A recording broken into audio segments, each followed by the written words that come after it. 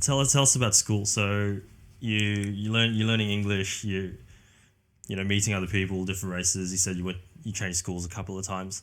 What was school like for you? Were there many other, I suppose, cultures, or was it predominantly white schools that you went to? West End, there was a lot of cultures, so that was quite easy then to you may have friends and things like that, so it was okay. But when I went to the Gold Coast, there was a different thing all over again. There weren't many Asians at all on the Gold Coast. I think maybe like 3 or 4 families, Vietnamese families at most, on the Gold Coast. So most of my friends at that point in time were Australians, and it was fine in grade 4 and grade 5. And then I moved to Benoa, and then that's when you saw more mixture of Asians. And that was a little bit harder. That time was a bit hard for me to make friends because it was really awkward at that point in time. As in you were awkward or just... couldn't fit in. Like even clothes-wise, obviously Mum made a lot of our clothes. Yeah. And then when she had the store, she would dress us in adult clothes because that's what the clothes came from the store. Yeah. So I never knew pants and T-shirt. And that was the norm for kids, right? So you go to school dressed up to the nines. And it's just T-shirts and pants. That's all you need to do for pre-dress day. So then you start noticing, oh, my clothes are different.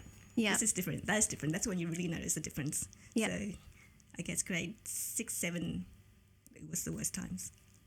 And then you have kids come over to play or whatever it is, and you're eating rice or noodles, and then it's even another difference when it comes to food. Yes, school lunches were hard as well because we packed dumplings and rice and food that smelled different. Yeah. So they'll go, ew, yuck, that smells disgusting.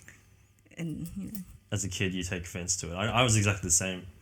Slightly less severe, but we'd take like a barrel, and then it steams up your whole lunchbox, and it's condensation stuff, and then the kids are like, ew, what are you eating? Yeah, pretty much. Bringing durian in a lunchbox. Can't imagine.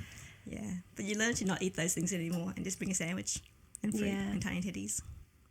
So during that era then, Sophia, so this is, I don't want to talk about your age or anything, but this is in the 90s, so probably before there was a lot of immigration. I think a lot of Japanese were on the Gold Coast around that time, so I didn't come then. Yeah, there were people in the cities, but they didn't, in school terms, they weren't going to school. The Japanese weren't going to school, they were just businesses and tourists and that.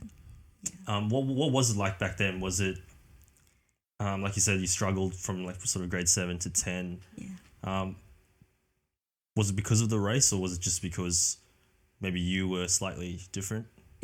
We were different, really. Everything we thought, we ate, we wore, we were different. So, and not understanding that we were different for a while was difficult. Until you know that you're different, then you can observe what's the norm, then you can adapt yourself to the norm.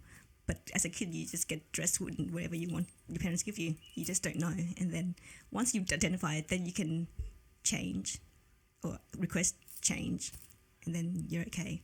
But there was, with the Japanese tourists, that's when racism was the worst at the peak on the Gold Coast, because obviously we were suddenly flooded with a bunch of Asians and a bunch of tourists who did things differently as well, taking photos everywhere on the streets. We're